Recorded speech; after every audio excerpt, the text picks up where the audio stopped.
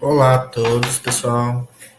Me chamo Douglas, sou professor de matemática do Pré-ENEM Digital. Faço parte dos professores de matemática, certo? E hoje vamos estar aqui fazendo a correção de mais 11 atividades, 11 questões da prova do Enem, certo? As questões que vamos estar utilizando aqui são as questões, a ordem delas é a do caderno verde de questões, certo? E vamos acompanhar e discutir aqui algumas soluções, na verdade, uma solução para cada uma dessas questões, tudo bem? Vamos estar começando com a questão número 147, que diz o seguinte: uma criança, utilizando um aplicativo, escreveu uma mensagem para enviar a um amigo. Essa mensagem foi escrita seguindo estas etapas. Primeira etapa: inseriu 3 figuras do tipo um emoji sorrindo, né, no visor de escrita da mensagem. Segunda etapa, copiou o que havia inserido anteriormente e colocou ao lado. E a terceira etapa, copiou o que tinha no visor da segunda etapa e copiou ao lado. A criança seguiu copiando e colando em cada etapa o que tinha no visor na etapa imediatamente anterior, até concluir a 20ª etapa. Em seguida, enviou a mensagem. Aí nós vamos ter agora em contato com a nossa questão. Ó. Qual foi o total de figuras contidas na mensagem enviada? Observe o seguinte: nós estamos tendo aqui um padrão de repetição que está gerando, certo?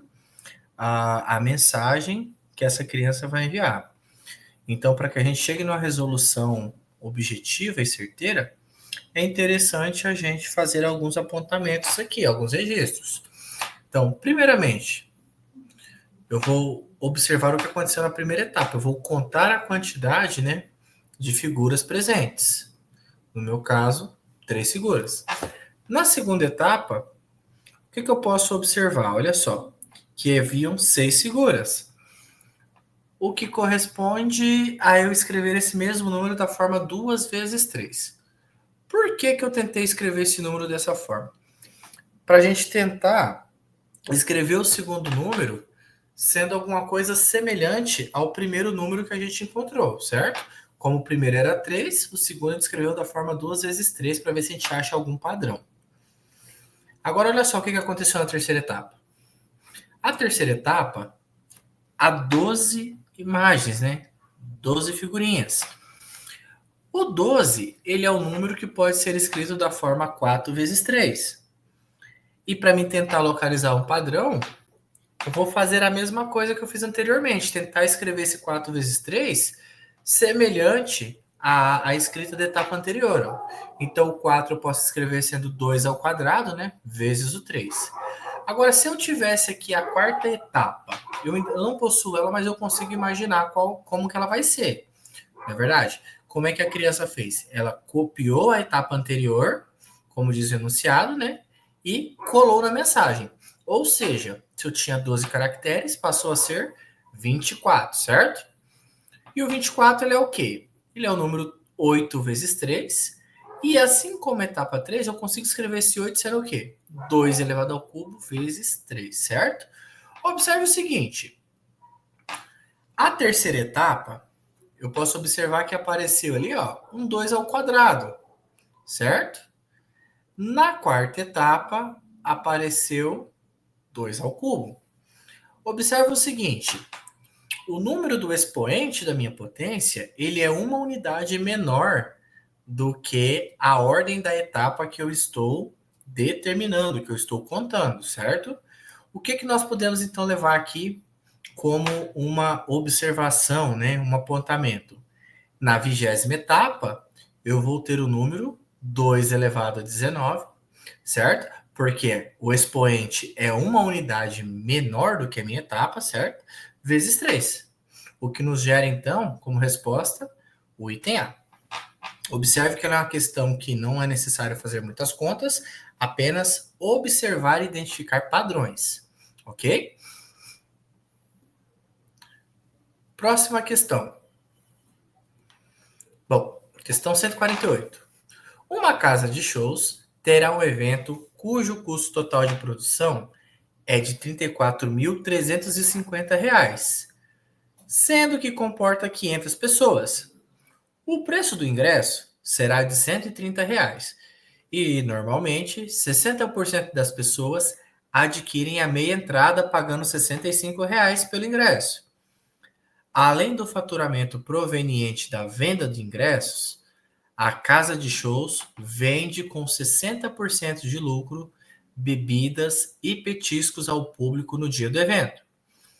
Após ter vendido todos os 500 ingressos, constatou-se que a quantidade de meias entradas vendidas superou em 50% o que estava previsto, impactando o faturamento estimado com a venda de ingressos. No dia do evento, decidiu-se manter o percentual de 60% de lucro sobre as bebidas e petiscos, pois o público que comprou o ingresso compareceu ao show. Com isso, espera-se ter lucro de R$ 17.000 nesse evento. Para que se alcance o lucro esperado, o gasto médio por pessoas com bebidas e petiscos em real deverá ser de... Observa o seguinte aqui, ó, a gente tem algumas informações aqui. Ele quer o lucro, certo? Ele quer um lucro de R$ 17.000. Para que eu tenha o lucro, primeiro eu devo retirar todo o valor que foi gasto, certo? Então vamos fazer o seguinte, vamos ver quanto foi arrecadado com a venda dos ingressos, certo? Porém, para que eu determine esse valor, eu terei primeiramente que determinar, né, a quantidade de pessoas que pagou o ingresso inteiro e a quantidade de pessoas que pagou meio ingresso, ok?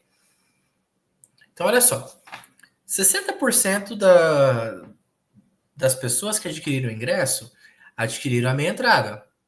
Ou seja, das 500 pessoas, 300 delas adquiriu o ingresso com meia entrada. Isso era o esperado, certo? Só que o enunciado fala o seguinte, ó. Após ter vendido todos os 500 ingressos, constatou-se que a quantidade de meias entradas vendidas superou em 50% o que estava previsto. Ou seja, havia previsão de 300 ingressos vendidos com meia entrada, porém, a quantidade real foi 50% maior. Ou seja, metade desse valor total a mais, né? Então, nós temos que, no total, foram vendidos 450 ingressos como meia entrada. Tudo bem? Como havia um público total de 500 pessoas, eu posso constatar que 50 pessoas apenas adquiriram o ingresso com preço cheio. Ok? Então, quanto que eu adquiri com a venda dos ingressos? Olha lá, eu tenho 50 vezes o valor total do ingresso, que era R$ 130, mais 450 vezes 65, que são os valores, né, do meu ingresso, totalizando um total de R$ 35.750. Podemos observar aqui que o valor adquirido com a compra dos ingressos já conseguiu custear todas as despesas, né? E para que eu descubra quanto restou de lucro, o que eu vou fazer? Eu vou fazer a quantidade, o valor adquirido, menos o valor gasto. Né? Então, dessa forma, eu tenho que, com a venda dos ingressos, eu obtive um lucro de R$ 1.400. Ok? Bom, espera-se que obtenha um lucro de R$ 17.000. Eu já tenho 1.400, então eu vou agora definir quanto ainda falta de lucro para que eles consigam bater a sua meta, ok? Então, olha lá. Eu tenho, então, aqui, ó, que ainda resta eu conseguir um lucro de R$ 15.600 para que alcance aqueles R$ 17.000 de lucro. Fechou? Agora, olha só. Esses R$ 15.600 será obtido através da venda de petiscos e bebidas entre todas as pessoas que compraram o ingresso, certo? Então, assim, esperando um gasto médio, o que eu vou fazer? Eu vou pegar o valor total de lucro que eu desejo obter e vou dividir pela quantidade de pessoas que frequentaram aquele evento. Ou seja, eu tenho R$ 15.600 dividido entre as 500 pessoas, o que me dá um gasto médio de R$ 31,20 por pessoa. Agora, vamos observar o seguinte. Lembre-se que a empresa espera 60% de lucro com a venda de petiscos e bebidas, ok? Então, temos que considerar que esses R$ 31,20 é apenas o lucro, já retirando o quanto que será gasto para para a fabricação ou a compra do que será vendido. O que nos leva, então, agora a uma regra de 3 simples, olha. Eu sei que esses R$ 31,20 corresponde a 60%, que é o meu lucro, e um valor X que eu ainda tenho que definir vai ser o valor de venda desse produto, que a pessoa vai ter que comprar, ok? Então, a regra de 3 simples. Porcentagem aumenta, o valor esperado também aumenta, né? Resolvendo essa regrinha, vamos ter aqui que cada pessoa, em média, terá que gastar R$ 52 para que seja, né, conseguido, alcançado o lucro esperado pela empresa, né? Observando nossas alternativas, então, temos como resposta o item D. Tudo bem até aqui? Vamos então para a nossa próxima questão. Próxima questão, olha só. Para obter um sólido de revolução, rotação de 360 graus em torno de um eixo fixo, uma professora realizou as seguintes etapas. Então, olha lá. Recortou o trapézio retângulo PQRS de um material rígido, afixou o lado PS do trapézio em uma vareta fixa retilínea, que é o nosso eixo de rotação, certo? E girou o trapézio 360 graus em torno da vareta, obtendo o sólido de revolução. Pergunta: observe a figura que apresenta o trapézio afixado na vareta e o sentido do giro, né? E o sólido obtido foi o quê? Lembrando o seguinte, como é um sólido de revolução, que será rotacionado em torno de um eixo, esse sólido terá um formato, uma base cilíndrica, ok? Então, o que a gente pode observar? Olha só, o nosso sólido vai ter uma base cilíndrica maior embaixo e uma base cilíndrica menor em cima após essa rotação. Tudo bem?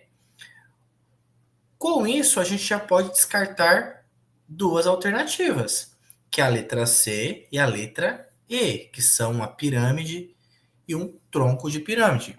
Como sabemos, as pirâmides têm bases poligonais e a nossa base aqui é circular, ok? O que gera para a gente somente três possíveis alternativas: a letra A letra B ou a letra D. Tudo bem? Bom, olha lá. A nossa base de baixo ela é maior que a nossa base de cima. Por quê, professor? Porque o lado de baixo ele tem um comprimento maior que o lado de cima. Então, ao se rotacionar em torno daquele eixo que é a nossa vareta, a área circular de baixo terá um raio maior que a área circular de cima. Tudo bem?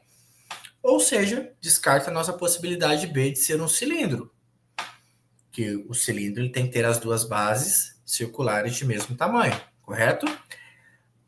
Como resultado disso, podemos também descartar a letra A. Por quê? Porque o cone ele apresenta apenas uma única base circular, certo?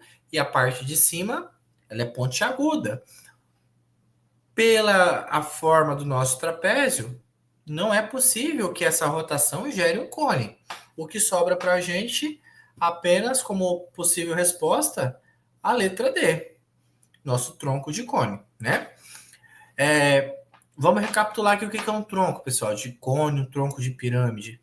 Seria eu ter o meu cone, seria eu ter a minha pirâmide, e após a figura estar sendo desenhada, eu vou cortar, né, uma parte dela, normalmente a parte ali próxima à face superior dela, né, a base superior, o que faz ele ficar com esse formato diferente, né, certo?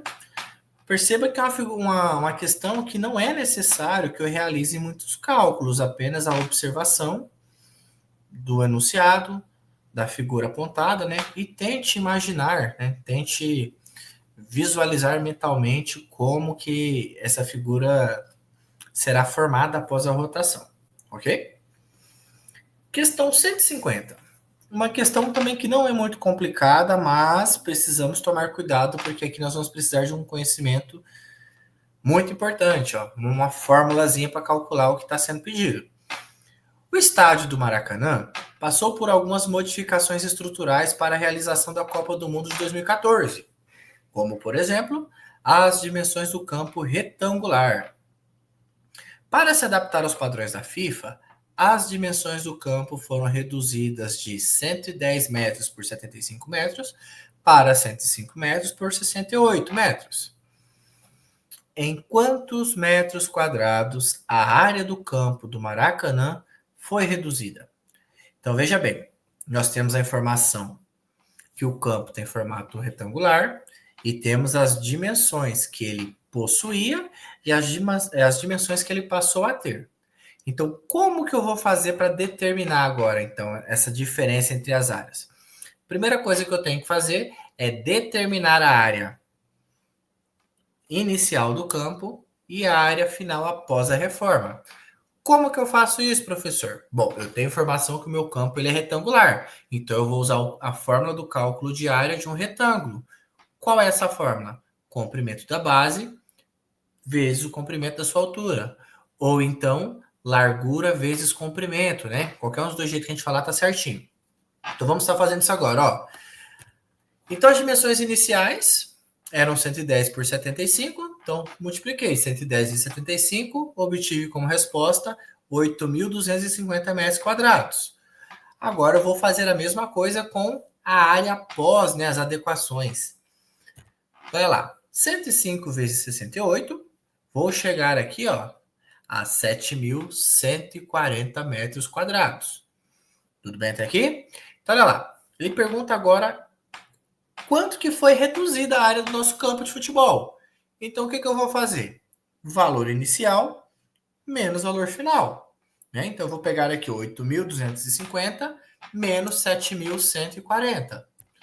Vou obter, então, como resposta 1.110 metros quadrados, que é o nosso item D, né? Nossa letra D é a nossa resposta da questão 150 da prova do Enem. Tranquilo até aqui? De boa essa questão? Vamos para a próxima, então.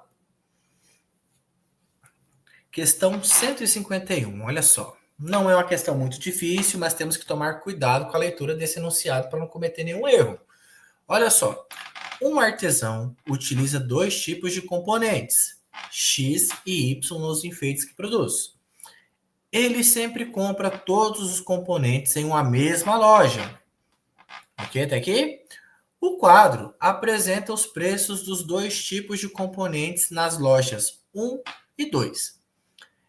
Ele confeccionará enfeites formados por duas unidades do componente X e uma unidade do componente Y, e efetuará a compra na loja que oferecer o menor valor total para a confecção de um enfeite.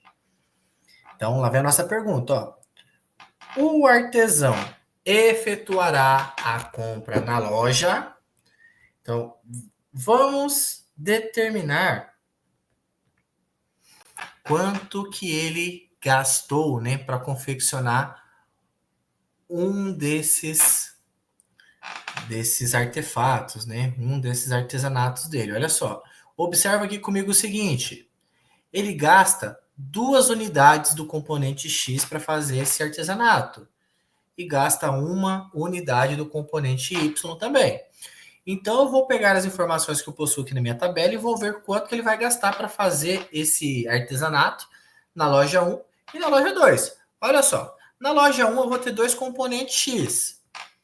Cada componente R$3, então 3 mais 3, R$6.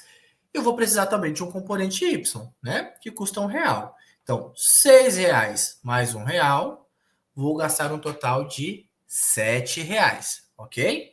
Olha lá o nosso item A, já está falando essa informação. Agora, olha só. O item B já não pode ser, certo? Vamos ver lá agora se eu fazer esse mesmo artesanato na loja 2, ó, eu tenho que comprar 2 unidades do item X. Então, 2 mais 2, R$ 4. Vou gastar R$ 4 com o item X. E vou gastar também R$ 4 com o item Y, porque eu preciso de uma unidade. Então, 4 mais 4, R$ 8. Portanto, se eu produzir esse mesmo artesanato com os componentes comprados na loja 2, eu vou gastar R$ 8. Bom, ele quer comprar na loja que possui o menor preço. Ou seja, a loja 2 já não pode ser a minha resposta. Então eu vou ficar com o item A, que já apresenta o menor preço possível. E eu não vou nem me preocupar com as outras alternativas de baixo. Ó. Eu vou nem perder o tempo de questão de prova analisando as outras alternativas. Tudo bem até aqui? Bom, próxima questão. Não é uma questão difícil, mas tem que ter um certo cuidadinho aqui, tá? Ó, João e Felipe participaram na escola de uma maratona de matemática, na qual, durante uma semana, resolveram 200 questões cada. Nessa maratona, a porcentagem P de acertos de cada participante é convertida em um conceito. Quais são esses conceitos? Olha lá. Insatisfatório, se essa porcentagem de acertos estiver entre 0 e 49%, ok? Professor, mas ali está 50. Por que você falou 49? Porque olha só, analise ali os nossos sinais de desigualdades. Ele está ali, ó, 0 menor ou igual que P, que é menor que 50. Ou seja, a porcentagem não pode ser 50%, tem que ser menor. Até porque, olha lá, ó, ele vai ser regular se a porcentagem estiver entre 50 lá, ó. Tem que ser maior ou igual que 50 ou menor que 60, certo? Muito cuidado com essa desigualdade para não confundir aqui agora na nossa resposta. O conceito será bom se a porcentagem estiver entre 60 e 74. Será muito bom se estiver entre 75 e 89. E será excelente se for maior que 89, né? O que é a mesma coisa de dizer que será excelente se a porcentagem estiver entre 90 e 100%. Tudo bem até aqui? Vamos lá. João acertou 75% das questões da maratona e Felipe acertou 30% a menos que a quantidade de questões que João acertou. Então, olha só. Os conceitos de João e Felipe foram respectivamente. Olha só, de cara, eu já sei a porcentagem de acertos do João. Eu já sei que ele tem 75% de acerto. Ou seja, o conceito dele é muito bom. Então, eu já descarto a letra D e a letra E. Agora, para que eu descubra qual será o conceito do Felipe, vamos fazer aqui alguns arranjos, tá? Primeiro, eu vou descobrir quantas questões o João acertou. Como que eu vou fazer isso? Vamos lembrar do conceito de porcentagem, né? O que seria o 75%? 75% significa que a cada 100 acertos, a cada 100 questões, eu acertei 75, ok? Agora, olha só. Como foram 200 questões, que é o dobro de 100, basta eu também dobrar a quantidade de acertos, né? Então, se a cada 100 questões 75 acertos é igual a 75%, se eu tiver o dobro de questões, no caso 200, a quantidade de acertos para conseguir essa porcentagem deve ser 150, que é o dobro de 75. Ok? Tudo bem? Beleza. Agora, olha só. Ali está dizendo o seguinte, que o Felipe ele acertou 30% a menos que a quantidade de acertos de João. Toma cuidado, eu não vou tirar 30% do total de questões, eu vou tirar 30% do total de acertos, certo? Então, se ele acertou 30% a menos do que o João, quer dizer que ele acertou 70% do que o João acertou, ok? E como é que eu vou fazer para descobrir quanto que vai dar isso, professor? Eu vou pegar a quantidade de acertos do João e vou multiplicar por 70%. Tudo bem? Que é a mesma coisa que o número decimal 0,7. Vou obter, então, como resposta que o Felipe ele acertou 105 questões. Ele teve 105 acertos. Agora, veja bem. O total de questões era 200. Ele acertou 105, que é um pouquinho mais que a metade, correto? Ou seja, ele teve uma porcentagem um pouco maior que 50%. Portanto, a gente já pode afirmar que Felipe obteve um conceito regular, certo? Portanto, a resposta correta é a letra B. João teve um conceito muito bom e Felipe regular. Vamos para a nossa próxima questão aqui agora. Olha só. Essa questãozinha aqui possui algumas informações que a gente tem que tomar cuidado. Olha só. Três grandezas, 1, 2 e 3, se relacionam entre si. Os gráficos a seguir, formados por segmentos de retas, descrevem as relações de dependência existentes entre as grandezas 1 e 2 e entre as grandezas 2 e 3. Estão aqui, certo? O valor máximo assumido pela grandeza 3, quando a grandeza 1 varia de 1 e 3, é. Então veja bem. Primeira coisa que eu vou analisar vai ser a variância da grandeza número 1, que é o que ele está perguntando aqui, ó. Ele quer saber qual o valor máximo que a grandeza número 3 vai atingir quando a grandeza 1 e 2, quando a grandeza 1 está variando entre 1 e 3, certo? Então, para que eu descubra esse valor, primeiro eu tenho que observar o primeiro gráfico, que é o único que apresenta a grandeza número 1, que seria esse intervalo aqui, ó. Tudo bem? Agora, olha só. Durante esse intervalo, qual está sendo o valor que a grandeza 2 está assumindo? Olha lá. Eu vou pegar esses pontilhados entre 1 e o 3 e vou observar no meu eixo vertical, que é o y. Olha lá. Quando o meu x vale 1, né? Quando a grandeza 1 é igual a 1, é aquele valor ali aproximado que a grandeza 2 vai valer, ó. Que é aproximadamente o valor de 1,5, né? Quando a grandeza 1 tem valor igual a 3, olha lá onde que eu vou ter a grandeza 2. Vai ter um valor aproximado ali perto de 3,5. Correto? Próximo passo, o que eu vou fazer? Eu vou observar no segundo gráfico o intervalo que a grandeza 2 tem valor entre 1,5 e 3,5, pois esse é o valor da imagem, né, que apresenta ali no primeiro gráfico. Então, seria esse pequeno intervalo, certo? Aqui a gente vai ter que fazer uma estimativa, porque o nosso gráfico só apresenta valores inteiros. Olha lá, quando a grandeza 2 vale aproximadamente 1,5, eu vou ter que a grandeza 3 ter um valor aproximado, olha lá, mais ou menos 2,5, certo? E quando a grandeza 2 tem um valor próximo dos 3,5, eu posso observar que o valor encontrado é um pouquinho menor, né? Na verdade, muito menor, né? Tá ali perto ali do 2. Portanto, o maior valor, se você observar, vai ter que ser o 2,5, que é o nosso item B. Tranquilo? Vamos para a nossa próxima questão aqui, então. Esse aqui é um textinho bem grandinho que dá até um cansaço na hora da prova, né? Questão 154. Olha só. O tamanho mínimo que a visão humana é capaz de visualizar sem o uso de equipamentos auxiliar é equivalente a 100 micrômetros. Aí ele traz uma informação aqui entre parênteses para a gente conseguir resolver essa questão. Olha lá. 1 micrômetro ele é igual a 10 elevado a menos 3 milímetros. Ok. Então, olha só. Uma estudante pretende visualizar e analisar hemácias do sangue humano, que medem 0,007 milímetros de diâmetro.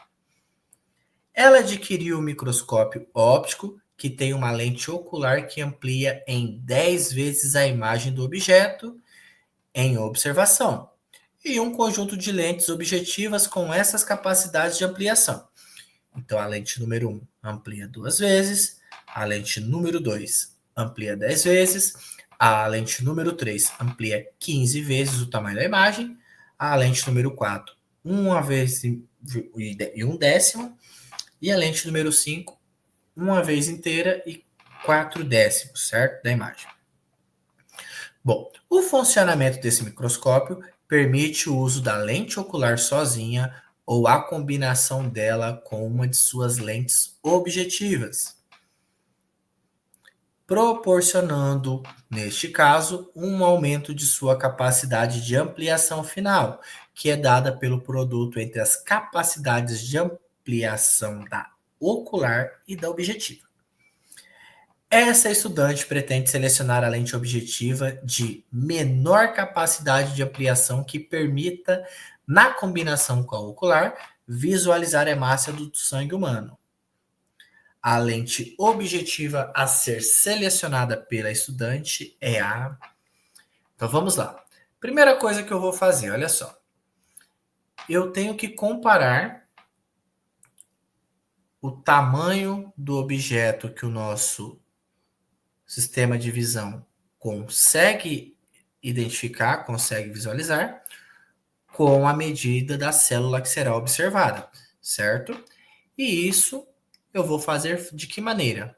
Tentando escrever esses dois números utilizando a mesma notação. Observe que ali quando ele fala do tamanho do objeto que o nosso olho consegue ver, ele já dá uma dica de como a gente pode utilizar, né? Uma forma de escrever esse número, que é o que está entre parênteses ali, ó. Ele diz que o micrômetro é igual a 10 elevado a menos 3 milímetros, o que sugere que a gente utilize notação científica para resolver esse problema. Então vamos utilizar aqui agora, olha só.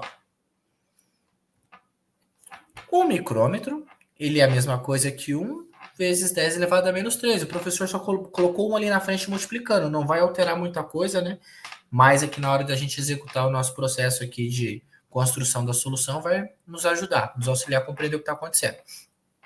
Então veja bem, se o micrômetro é igual àquela medida, 100 micrômetros é só eu fazer o quê? Para cada zero que apresenta aqui na minha unidade de medida de micrômetro, basta eu aumentar, né, o nosso expoente da potência. Potência de base 10, professor, basta eu mexer no expoente, certo? Como o número 100 possui dois zeros, basta eu aumentar lá o nosso expoente menos 3 em 2 unidades. Como ele era um número negativo, né, vou descontar a minha dívida. Então, 100 micrômetros é a mesma coisa que eu ter 1 vezes 10 elevado a menos 1 milímetros. Até aqui tudo bem? Agora, olha só. Ele me deu o tamanho dessa célula que será observada em milímetros. Então, eu vou fazer aquela mesma conversão para uma notação científica. Olha só. A célula é igual a 0,007 milímetros de diâmetro. Então, eu vou transformar esse número em notação científica. Como é que eu faço isso, professor? Escrevo o número lá, ó. 0,007 em um número que está entre 1 e 9, né? No caso é o meu 7. E vou colocar a mesma quantidade de casas decimais que eu vou possuir entre a vírgula e a direita do meu dígito que eu utilizei para escrever a notação aqui, que no caso é o 7. Ou seja, 0,007 é a mesma coisa que 7 vezes 10 elevado a menos 3 milímetros.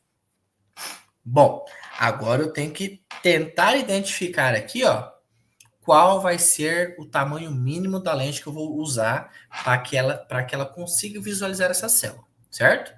Inicialmente ele fala que o meu microscópio já consegue ampliar em 10 vezes o tamanho daquele objeto que eu estou observando. Ou seja, eu vou pegar essa medida e vou multiplicar por 10. Se eu fizer isso, o que eu vou fazer? Basta eu descontar uma unidade da minha potência negativa, certo? Então, se eu multiplicar apenas por 10, eu vou ter ali, ó, 7 vezes 10 elevado a menos 2, o que não é suficiente para que eu consiga enxergar esse objeto. Tudo bem? O que eu vou fazer agora? Eu vou multiplicar por uma das lentes para me tentar encontrar o valor que está compreendido entre aquela unidade ali que eu consigo visualizar. Vou começar com a lente número 1, ó. Vou pegar esse valor e vou multiplicar também por 2.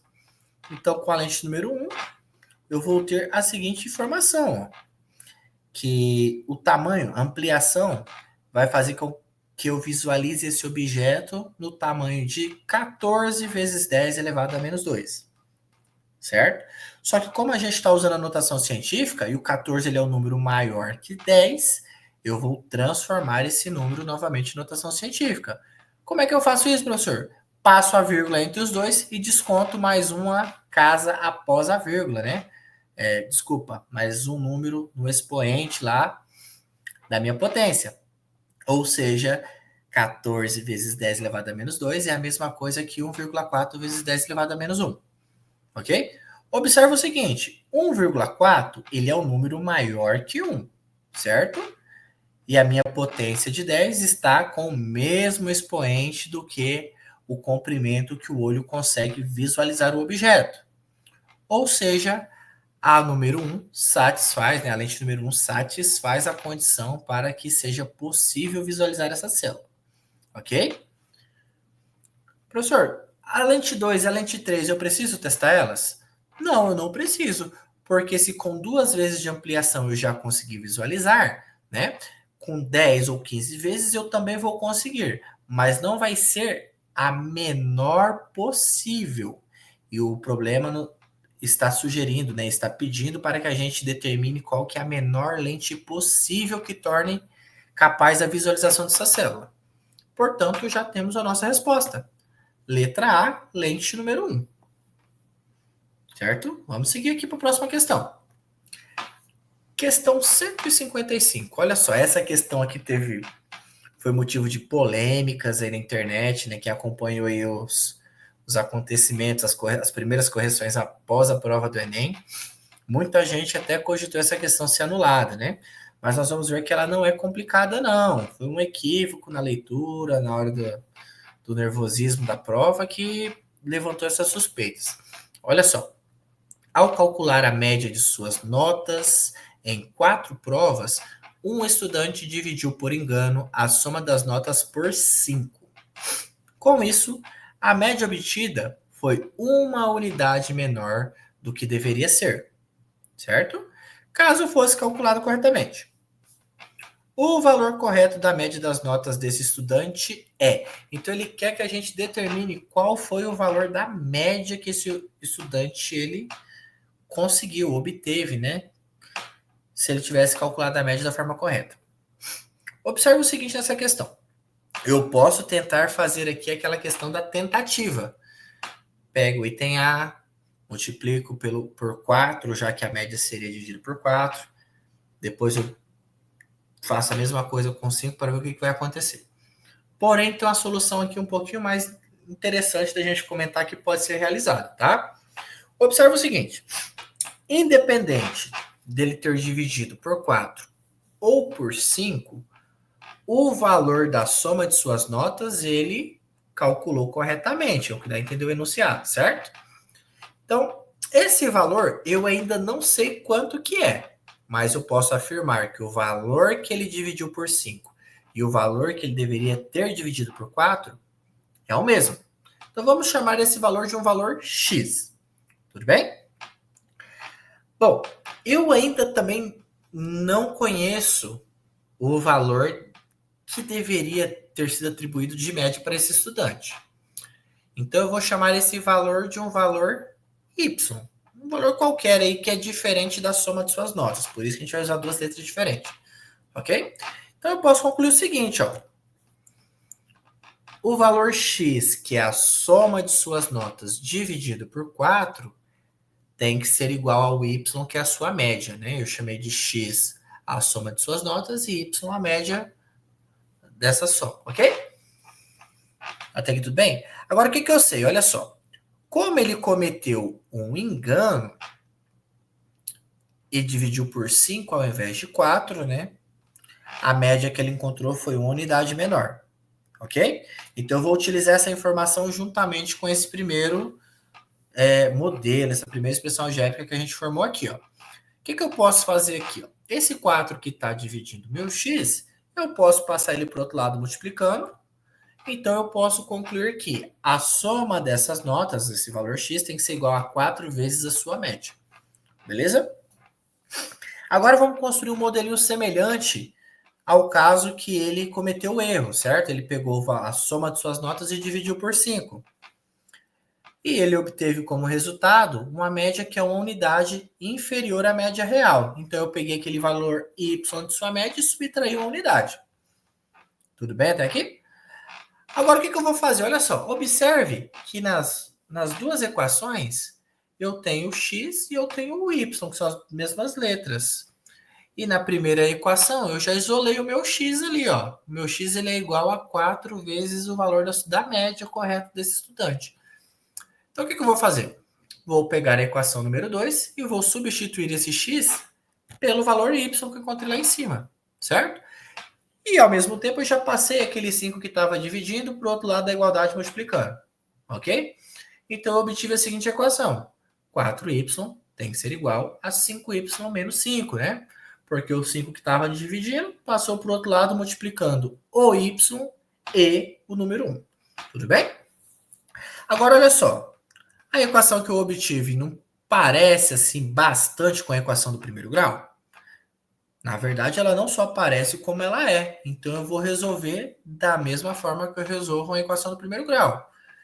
Todos os termos que tem variável ou incógnita eu vou passar para um lado da igualdade e deixar os termos numéricos do outro lado da igualdade.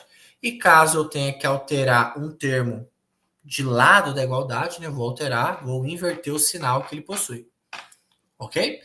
Então, eu vou chegar na seguinte informação, que o y tem que ser igual a 5, ou seja, a média real do estudante foi 5, dando como nossa resposta aqui correta, então, o item B. Tá? É um exercício de média que não é uma coisa muito complicada, mas se a gente não prestar muita atenção nas informações, a gente pode cometer um erro aqui. Questão 156, ó, mas uma questãozinha que não é muito difícil, mas o detalhe na leitura do probleminha vai nos dar a nossa solução correta. Olha só. Para abrir a porta de uma empresa, cada funcionário deve cadastrar uma senha utilizando um teclado alfanumérico como representado na figura. Por exemplo, a tecla que contém o número 2 traz as letras correlacionadas A, B e C.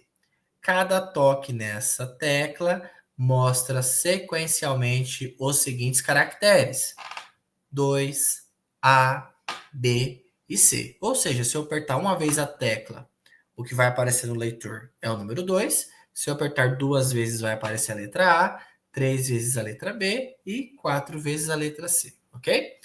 Para os próximos toques, essa sequência se repete. Então, para todas as outras teclas vai acontecer a mesma coisa, certo? As senhas a serem cadastradas pelos funcionários devem conter 5 caracteres, sendo 2 algarismos distintos, seguidos de 3 letras diferentes, tá? Nessa ordem. Então, o que eu posso afirmar aqui, ó? Que... Opa, me desculpe. Que obrigatoriamente os 2 primeiros caracteres serão números, algarismos, e os 3 últimos serão letras, tudo bem? Um funcionário irá cadastrar a sua primeira senha, podendo escolher entre as teclas que apresentam os números 1, 2, 5, 7 e 0, e as respectivas letras correlacionadas, quando houver.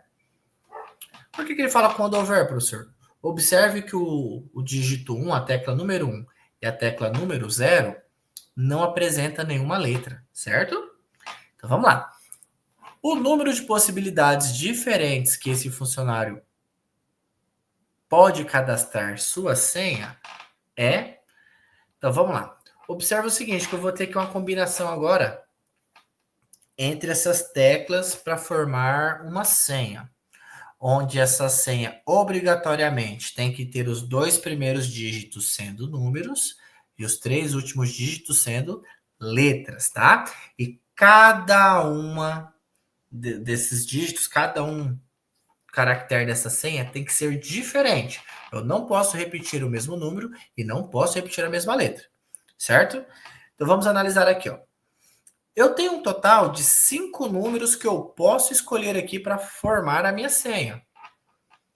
Então, para o primeiro dígito, eu posso escolher qualquer um dos 5 números, ok? E para o segundo dígito, eu posso escolher qualquer um deles, desde que não seja o primeiro. Ou seja, a primeira escolha eu tenho 5 possibilidades e a segunda escolha eu vou ter 4 possibilidades. Totalizando aqui pelo princípio multiplicativo da contagem, né? Um total de 20 possibilidades de escolher 2 números para formar essa senha. Tudo bem? Agora eu vou ter que escolher as minhas 3 letras. Quantas possibilidades eu tenho para as 3 letras? Olha só. No dígito 1 eu não tenho nenhuma letra e no dígito 0 eu também não tenho nenhuma letra. Mas olha lá, no dígito 2 eu tenho 3 letras, no dígito 5 eu tenho 3 letras, e no dígito 7 eu tenho 4 letras. Ou seja, olha só, 3 mais 3 mais 4, eu tenho 10 letras diferentes que eu posso utilizar. E entre essas 10 eu tenho que escolher 3 delas, né? Então veja bem, para escolher a primeira letra, eu vou ter 10 possibilidades. Para escolher a segunda, apenas 9, porque eu não posso repetir a anterior. E para escolher a terceira, apenas 8 possibilidades, porque eu não posso escolher nenhuma das duas anteriores que eu já escolhi. Totalizando assim, pelo princípio multiplicativo, olha lá, 720 possibilidades para que eu escolha essas 3 letras para formar a minha senha. Ok? Agora, como a senha vai ser composta por essas duas coisas, basta que a gente multiplique esses dois números. As possibilidades de escolha dos números pela possibilidade de escolha das letras, né? Então, fazendo essa multiplicação, teremos um total de 14.400 possibilidades para que esse estudante escolha, né, os caracteres dessa senha. Então, nossa alternativa correta, item B, né? Vamos aqui para a nossa última questão. Ó. Não é uma questão muito difícil, apenas um pouquinho de leitura aqui. Olha só. Em uma loja de defensivos agrícolas, os preços de alguns produtos foram divulgados em um cartaz. Então, olha a nossa promoção. Compre pelo menos 35 litros de defensivos do tipo A e ganhe a máscara para aplicação. Né? Então, nós temos aqui, ó, defensivo do tipo A, R$ 4,20 o litro. Defensivo do tipo B, R$ 3,00 o litro. E a máscara para aplicação, R$ 12,50, né? Sabe-se que o litro de defensivo do tipo A é suficiente para aplicação em meio hectare, enquanto que 1 litro do defensivo do tipo B é suficiente para aplicação de 0,4 hectare. Um agricultor precisa comprar nessa loja uma quantidade de litros de defensivos suficiente para aplicar em uma área de 20 hectares, além de levar uma máscara para aplicação. O valor mínimo em real a ser gasto pelo agricultor é... Então vamos lá. Então a gente tem que determinar quanto que ele vai gastar se ele optar em comprar o defensivo do tipo A e quanto ele vai gastar se optar em comprar o defensivo do tipo B e analisar, né, qual vai ser mais vantajoso, mais barato. E lembrando que se ele comprar mais de 35 litros do tipo A, ele vai ganhar a máscara de graça na aplicação, certo? Então vamos começar aqui calculando, ó, quanto ele vai gastar comprando o defensivo do tipo A. Olha lá, eu tenho a quantidade de área, né, de espaço que eu consigo aplicar 1 litro desse defensivo. Então, para que eu saiba quantos litros eu vou gastar, eu vou fazer o quê? Eu vou pegar a área total, dividir pela área que eu consigo cobrir com 1 litro desse defensivo. Então, eu vou pegar aqui, ó, 20 dividido por 0,5, tenho que gastar um total de 40 litros de defensivo se eu optar em comprar o defensivo A, certo? Como cada litro custa R$ 4,20, eu vou multiplicar, então, a quantidade de litros pelo valor. Então, se ele optar em comprar o defensivo do tipo A, ele vai gastar um total de R$ 168 nessa compra. Opa, professor, ó, letra E. Calma aí. Vamos ver quanto que ele vai gastar se ele comprar o do tipo B, né? Eu ainda não sei exatamente quanto que ele gastou, então vamos verificar. Olha lá. Se ele optar em comprar do tipo B, primeira coisa que eu vou fazer, eu tenho que saber quantos litros ele vai gastar. Então eu vou fazer a mesma coisa, eu vou pegar a área, que é o 20 hectare, e vou dividir pela quantidade, né, de área que 1 litro desse produto ele consegue ser utilizado, né? Ele vai conseguir cobrir. Então eu vou fazer aqui, ó, 20 dividido por 0,4. Então, se ele optar em comprar o defensivo do tipo B, ele vai gastar um total de 50 litros. Tá, beleza, professor. Então, mas quanto que ele vai gastar? Vamos fazer a mesma coisa que a gente fez do tipo A, ó. Vamos pegar a quantidade de litros vezes o preço do litro. Então, ele vai gastar um total de R$ 150, né? Com o defensivo do tipo B. Então, beleza, professor. Letra B, essa já é a minha resposta? Ainda não. Lembra que o defensivo do tipo B não vem com a máscara de brinde. então eu vou ter que comprar a máscara também, né?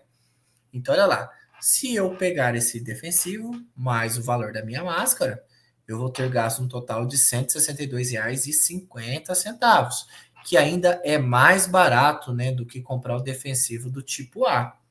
Portanto, resposta item C. Certo, pessoal? Então, essa foi a nossa correção das atividades do Enem. Espero que tenham compreendido aqui um pouquinho sobre a nossa correção.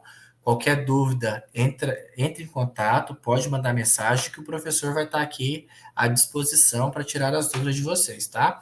Um forte abraço, boas férias, vamos estar estudando aí para também estar fazendo o vestibular aí, vamos estar passando aí no curso de nível superior desejado aí por cada um, tá bom? Tchau, tchau, até mais.